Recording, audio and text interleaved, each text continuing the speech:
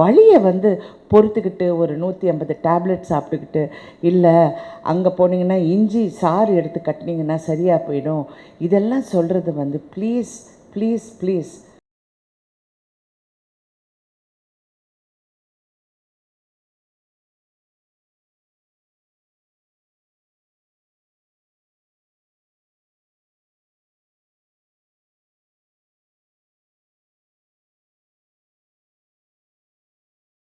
Good afternoon to everybody. எல்லாருக்கும் வணக்கம்.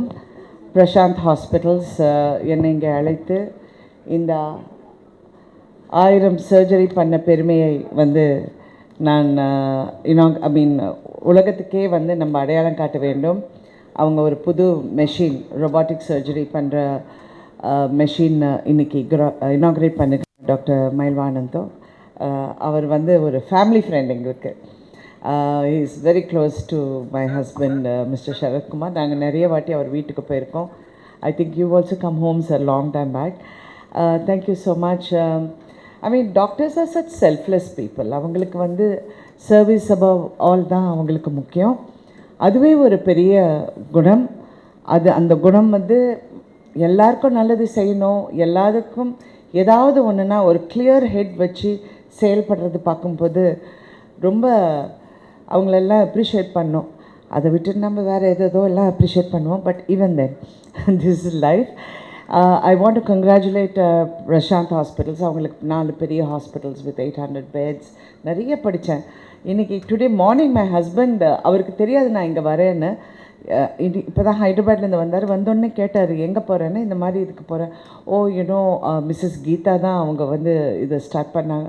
அப்போ தான் எனக்கே தெரியும். அப்புறம் அவங்க சன் மிஸ்டர் பிரசாந்த் மீட் பண்ணப்போ he spoke a lot about his father and he spoke a lot about in the whole family வந்து எப்படி டாக்டர்ஸாக இருந்து including his wife and everybody is supporting everyone, which is wonderful, wonderful. And I wish you all the best and more success. Doctor Mayilvahanam நிறைய விஷயங்கள் அழகாக சொன்னார். how you should have all these things in mind. இது மாதிரி நம்ம வளர்ச்சியை நோக்கி பயணிக்கும் போது அந்த வளர்ச்சிக்கு என்ன தேவையோ, அந்த வளர்ச்சிக்கு என்னென்னலாம் நம்ம செஞ்சு செயல்படணுமோ, இதெல்லாம் இப்படியெல்லாம் இருக்க வேண்டும் என்ற அவ்வளோ ஒரு சீனியர் டாக்டர் சொல்லியிருக்காரு. கண்டிப்பாக நீங்கள் அதை நிறைய பின்பற்றிருக்கீங்கன்னு எனக்கு தெரியும். டாக்டர் ஆறுமுகம் பற்றி சொல்லவே வேண்டாம். அவரை பற்றி அவர் வந்து ஒரு பெரிய ஒரு he has shown what he can do and what he will be able to do with a very clear but very practical way of approach. I think இதில் ஒரே ஒரு விஷயம் நான் சொல்ல கடமைப்பட்டிருக்கேன். நம்ம வந்து வளர்ச்சி, நல்லா முன்னுக்கு போகணும், நல்லா நம்ம வந்து உலக அளவில் நம்ம வந்து பெருசாக செயல்படணும் எல்லாம் பேசுவோம். ஆனால் when it comes to health care, ஒரு வெத்தலைப்பாக்கோட கொஞ்சம் சுண்ணாம்பு தேய்ச்சி இங்கே தலையில் வச்சு சூடு பண்ணிங்கன்னா தலைவலி போயிடும். இதெல்லாம் கூட நம்ம ஃபாலோ பண்ணுவோம். ஸோ இந்த மித்து வந்து இப்போ அவங்க சொல்ல போகும்போது நான் யூடியூப்பை பார்த்து, அதுதான் பெரிய டாக்டர் அவங்க தான், யூடியூப் டாக்டர்ஸ். அப்புறம் இன்ஸ்டாகிராமில் வந்து 1008 ஒப்பீனியன்ஸ். நான் ஒன்று I want to request everybody, மித்துங்கிறது வேறு, அந்த மித்தை உடைக்கிறது தான் இந்த மாதிரி செயல்கள். இது வந்து we have gone ahead, science has gone ahead, thoughts have gone ahead, precision has gone ahead. எல்லாமே எங்கேயோ போயிருக்கு. அதை நீங்கள் வந்து ஒரு டாக்டரை ட்ரஸ்ட் பண்ணி கேள்வி கேளுங்க. மித்தை கேட்காதீங்க, கேள்வியை கேளுங்க. டாக்டர் நான் இது செஞ்சால் என்ன, இது செஞ்சால் என்ன, how do I recover? Recovery தான் very major thing in any surgery. அந்த ரிக்கவரிக்கு என்ன டைம்லைன், எப்படி என்ன எல்லாம் கேளுங்க. நான் வந்து சர்ஜரி போகிறதுக்கு முன்னாடி டாக்டர் மயில்வாகனத்துக்கிட்ட அவ்வளோ கேள்வி கேட்டிருக்கேன். அவரும் பார்த்து என்னை கைட் பண்ணால், because I am a partial knee replacement patient. எனக்கு தாய்க்கிழவி படம் பண்ண போகும்போது அந்த வெயிட் வந்து 15 கிலோஸ் எனக்கு தெரியல. we didn't calculate the weight on my knees. 2வது நாள் my knee gave in. Everybody was worried. நானும் worried ஆகிட்டேன். ஏன்னா என்னுடைய ஒர்க்கே I have to be on my feet all day long. அந்த கேரக்டரை பண்ணணும். ஸோ அதுக்கப்புறம் நிறைய கேள்விகள் கேட்டு நிறைய ஆலோசிச்சு அதுக்கப்புறம் நான் பண்ண பார்ஷியல் நீ replacement. I am a perfect product. என்னுடைய best friend was my my physio and my swimming instructor. Swimming பண்ணி தான் 100% நான் ஓகே ஆனேன். So I really want people மித்தை நம்பாதீங்க. எல்லாரும் வழியோட எதுக்கு லைஃப்பை நடத்துகிறீங்க? You want to be independent. ஒருத்தரை நம்பி நம்ம வாழ்ந்தால் அதுவே நமக்கு வந்து ஒரு demotivating factor. You want to be independent. அதுதானே வாழ்க்கையை. குழந்தையிலேருந்து ஃபஸ்ட்டுலேருந்து அம்மா கைவிடுமா நான் நடந்து போகிறேன்னு சொல்லுவாங்க, அம்மா நீங்கள் இருங்கம்மா நானே குளிச்சுட்டு வரேன்னு சொல்லுவாங்க. அங்கேருந்து நம்ம பயணம் ஆரம்பிக்கும் போது வயசாக ஆக நாங்கள் மறுபடியும் ஒரு குழந்தை ஆகணும்னு யாருமே விரும்ப மாட்டாங்க. You want to be independent, you want to B self sufficient, you want to move. நம்ம போய் நம்ம ஒரு காஃபி போட்டோமா, நம்ம போய் அங்கே குளித்தோமா, நம்ம ட்ரெஸ் மாற்றிக்கிட்டோமா, இப்படி தான் எல்லாருமே ஆசைப்படுவாங்க. அதுக்கு வந்து வழியை வந்து பொறுத்துக்கிட்டு ஒரு 150 டேப்லெட் சாப்பிட்டுக்கிட்டு, இல்லை அங்கே போனீங்கன்னா இஞ்சி சாறு எடுத்து கட்டினீங்கன்னா சரியாக போயிடும், இதெல்லாம் சொல்கிறது வந்து ப்ளீஸ் ப்ளீஸ் ப்ளீஸ் ப்ராக்டிக்கலாக வாழ்க்கையை வழி இல்லாமல் தன்னம்பிக்கையோடு வாழ்கிறது தான் முக்கியங்கிறத நான் இங்கே சொல்ல கடமைப்பட்டிருக்கேன். Because I am also product of it. I don't believe ஒருத்தரை நம்பி வாழணுங்கிறதே கிடையாது. இருக்கணும், நம்பிக்கை இருக்கணும், அவங்க எல்லாம் இருக்கணும். பட் அது போக கான்ஃபிடெண்ட்டாக செயல்படணுங்கிறது தான் ரொம்ப முக்கியம். And I really want you to do this. நிறைய பேர் வந்து ஒரு இங்கே சொல்லியிருக்காங்க, இந்த சர்ஜரி பண்ணுறதுனால you don't lose blood, tissue loss கிடையாது, ரிகவரி இஸ் ஃபாஸ்டர், எல்லாமே சொல்கிறாங்க.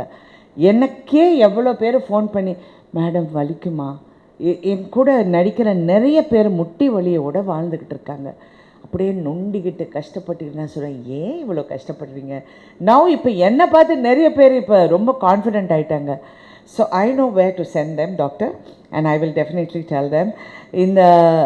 இந்த ரொபோட்டிக் வந்து நிறைய பேருக்கு இன்னொரு பெரிய மித்து, ஏதோ ரோபோ வந்து நம்மளை ஆப்ரேட் பண்ணுறாங்கங்கிறது நிறைய பேர் அதை பார்த்து பயப்படுறாங்க.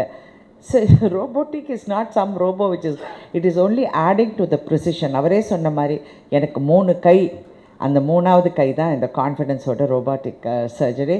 And I'm so happy now you have grown into having your second machine. And எவ்வளோ பேரோட வாழ்க்கையில் ஒரு மாற்றம் கொண்டு வரதுக்கு நீங்கள் செயல்படுறீங்க.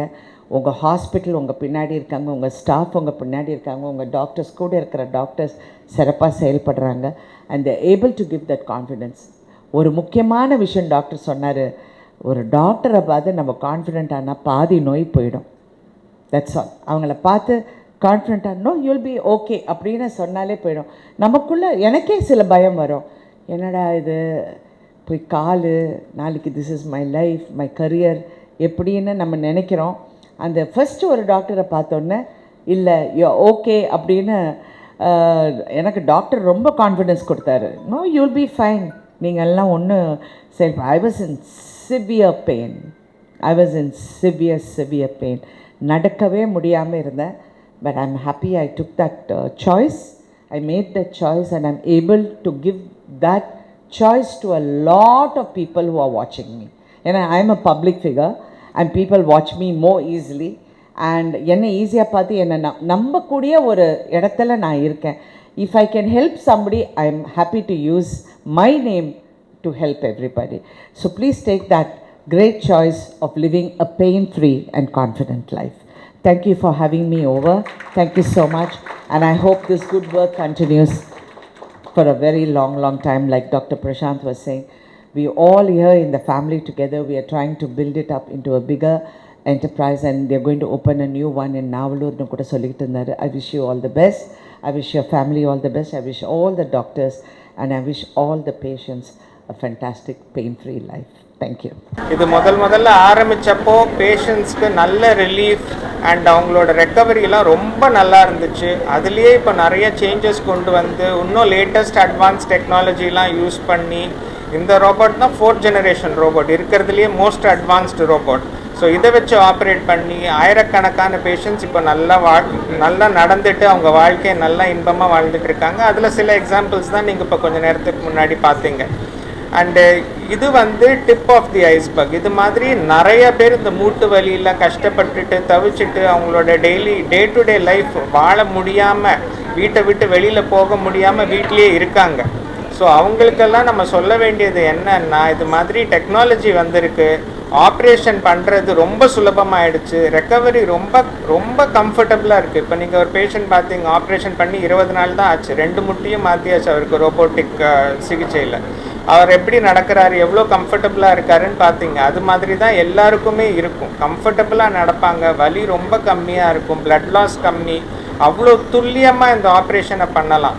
அண்ட் இந்த ஆப்ரேஷனை வந்து அவங்க கால் எவ்வளோ தூரம் வளைவு இருக்கோ எக்ஸாக்ட்லி, அதாவது அவங்களுக்கு மூட்டு தேய்மானம் ஆரம்பிக்கிறதுக்கு முன்னாடி அவங்க கால் எப்படி இருந்ததோ ஆப்ரேஷன் பண்ணிவிட்டு அதே மாதிரி அவங்க மூட்டு தேய்மானம் ஆகிறதுக்கு அப்புறமும் அதே மாதிரி அலைன்மெண்ட் கொடுக்கறது தான் பேஷண்ட் ஸ்பெசிஃபிக் அலைன்மெண்ட். அதை இந்த ரோபோட்டிக் ஆப்ரேஷன் வழியாக தான் பண்ண முடியும். அது இல்லாமல் எங்களால் அந்த பேஷண்ட் ஸ்பெசிஃபிக் அலைன்மெண்ட் பண்ணவே முடியாது. ஸோ இந்த ரோபோட் வச்சு பண்ணுறதுனால அவங்க ரெக்கவரி ரொம்ப கம்ஃபர்டபுளாக இருக்குது, ஃபாஸ்ட்டாக இருக்குது. அண்ட் இதனால் பயனடைந்தவங்க ஆயிரக்கணக்கான பேஷண்ட்ஸ் இதே தான் உங்களுக்கு சொல்லுவாங்க. Any questions or questions? ஏம்மா எல்லோரும் பண்ணிக்கலாமேம்மா. இது வந்து சில பேர் தான் இல்லை, யார் வேணால் வந்து பண்ணிக்கலாம். இது இன்ஃபேக்ட் வயசு ரொம்ப கம்மியாக இருக்கவங்களுக்கு இது ரொம்ப நல்லது. ஏன்னா நான் அலைன்மெண்ட் அவ்வளோ பர்ஃபெக்டாக இருக்கிறதுனால இது குறைஞ்சது 25லேருந்து 30 வருஷம் வரைக்கும் வரும். ஸோ முன்னாடி நாங்கள் கன்வென்ஷனலாக பண்ணிக்கிட்டு இருக்கும்போது அது ஒரு 10-15 வருஷம் தான் வந்துட்டு இருந்தது. இப்போது அதோட லாங்கிவிட்டி ஜாஸ்தி இருக்கிறதுனால வயசு ரொம்ப கம்மியாக இருக்கவங்களுக்கு மூட்டு தேய்மானம் இருந்துச்சுன்னா 40-45 வயசில் இருக்கவங்களுக்கெல்லாம் கூட நான் அந்த ரோபோட்டிக் சிகிச்சை பண்ணிக்கிட்டு இருக்கேன். அண்ட் வயதானவர்களுக்கும் பண்ணுறது பெட்டர். ஏன்னா அவங்களுக்கு பிளட் லாஸ் கம்மியாக இருக்கும், வலி கம்மியாக இருக்கும், ரெக்கவரி ஃபாஸ்டராக இருக்கிறதுனால அவங்களும் இது தாராளமாக பண்ணலாம். சாரி,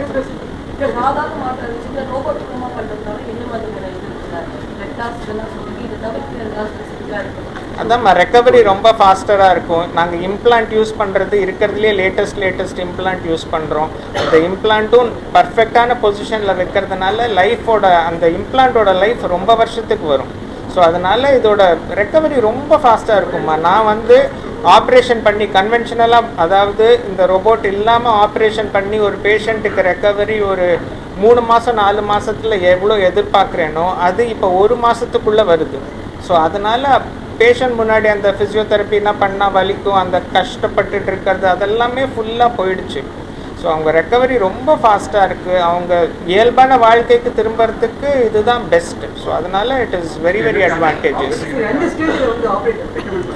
இப்போ மூட்டு தேய்மானம் பார்த்தீங்கன்னா 4 ஸ்டேஜ் இருக்குது. ஸ்டேஜ் 1ன்றது ரொம்ப ஏர்லி ஸ்டேஜ். அப்போ வந்து நம்ம படிக்கட்டு ஏறும்போது கொஞ்சம் முட்டிக்கு முன்னாடி லைட்டாக பெயின் இருக்கும். ஸ்டேஜ் 2 இன்னும் கொஞ்சம் ஜாஸ்தி, அதாவது நம்ம ஒரு படிக்கு இப்போ ஸ்டேஜ் 1ல் வந்து அவங்க 4-5 ஃப்ளோர் ஏறுவாங்க. ஆனால் கடைசியில் ஏறி முடித்ததுக்கப்புறம் முட்டி வலி லைட்டாக ஆன்டீரியர் தை பெயின்னு சொல்லுவோம், அது மட்டும் வரும். ஸ்டேஜ் 2ல் அவங்க நடக்கிற டிஸ்டன்ஸ் 4 கிலோமீட்டர் 5 கிலோமீட்டர் இருந்துச்சுன்னா அந்த 5 கிலோமீட்டருக்கு அப்புறம் வலி ரொம்ப இருக்கும். ஸ்டேஜ் 3ல் வலியோடு சேர்ந்து வீக்கமும் இருக்கும், எலும்பு மேலே எலும்பு ரொம்ப உராய ஆரம்பிச்சிரும். அவங்க கால் பார்த்திங்கன்னா வீங்கி இருக்கும். அண்ட் கொஞ்சம் தூரம் நடந்தாலே அவங்களுக்கு கஷ்டமாக இருக்கும். அவங்களோட நடக்கிற டிஸ்டன்ஸ் பார்த்திங்கன்னா 1/2 கிலோமீட்டர், மேக்ஸிமம் 1 கிலோமீட்டர் தான் ஒரு நாளைக்கு நடக்க முடியும், அதுக்கு மேலே முடியாது. அண்ட் ஸ்டேஜ் 4ல் லெஸ் தென் 500 மீட்டர்ஸ் பாத்ரூம் போயிட்டு வரதே கஷ்டமாக இருக்கும். கால் ஃபுல்லாக வளைஞ்சிருக்கும், எதாவது உள்பக்கம் வளைஞ்சிருக்கும், வேரஸ் டிஃபார்மிட்டின்னு சொல்லுவோம், இல்லை வெளிப்பக்கம் வளைஞ்சிருக்கும், வேல்கஸ் டிஃபார்மிட்டின்னு சொல்லுவோம். அது மாதிரி ஏதாவது ஒரு பக்கம் கால் ரொம்ப வளைஞ்சிருக்கும். அவங்க டே டு டே ஆக்டிவிட்டியே பண்ண முடியாது. அது மட்டும் இல்லாமல் இன்றைக்கி நடந்துட்டாங்க, ஒரு 1/2 கிலோமீட்டர் நடந்துட்டாங்கன்னா நைட்டு படுக்கும்போது வலி இருக்கும். ஸோ நைட் பெயின்ஸ்ன்னு சொல்லுவோம், அதெல்லாம் வந்துச்சுன்னா ரொம்ப கொடூரமாக இருக்கும். அதனால ஸ்டேஜ் 4ல் இருக்கும்போது தான் நாங்கள் சர்ஜரி அட்வைஸ் பண்ணுவோம். ஸ்டேஜ் 1க்கெல்லாம் நாங்கள் நீ ரீப்ளேஸ்மெண்ட் பண்ண போகிறது கிடையாது, எந்த சர்ஜனும் அட்வைஸும் பண்ண போகிறது இல்லை. அதில் வந்து ஐஸ் பேக்ஸு, சுடு தண்ணி ஊற்றணும், ஹோம் ரெமிடிஸ், அதாவது ஹோம் ரெமிடிஸே பண்ணிக்கலாம், அதை விட வேறு ஒன்றும் தேவை இருக்காது. ஸ்டேஜ் 3 ரொம்ப late stage of stage 3 or stage 4ல் தான் நாங்கள் நீ ரீப்ளேஸ்மெண்ட் அட்வைஸ் பண்ணுவோம்.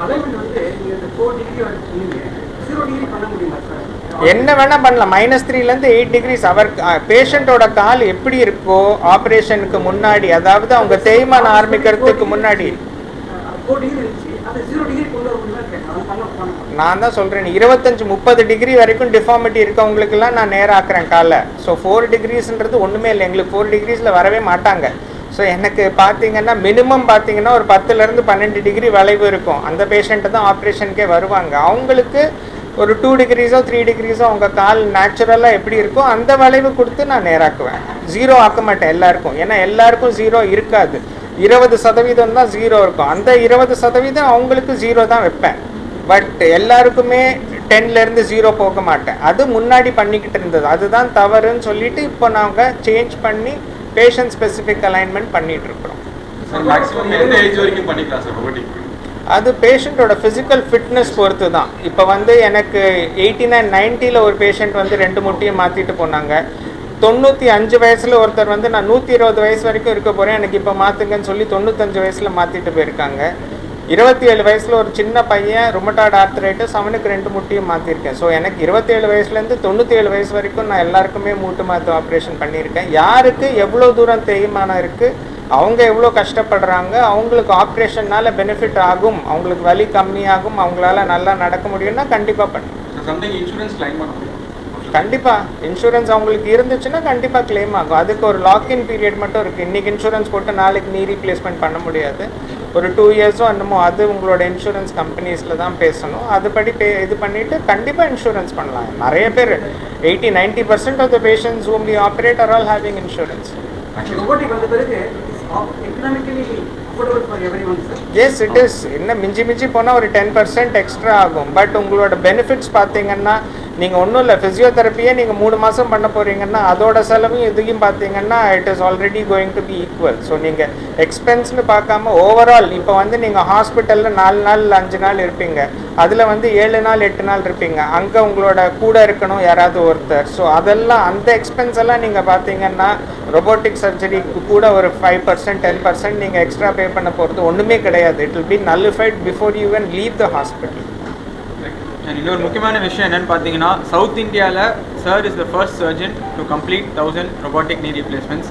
இது வந்துட்டு சார் வந்துட்டு மென்ஷன் பண்ணலை, பட் இது வந்துட்டு it's very very important point. ஏன்னா இந்த level of trust and volume பார்த்தீங்கன்னா sir has generated through so many surgeries and advantages of the surgery. இது வந்து இதெல்லாமே யூ சீன், நீங்கள் பேஷண்ட்ஸ் எல்லாருமே பார்த்தீங்க, ஃப்ரீயாக நடந்தாங்க, ஃப்ரீயாக இருக்காங்க, பெயின் ஃப்ரீயாக இருக்காங்க.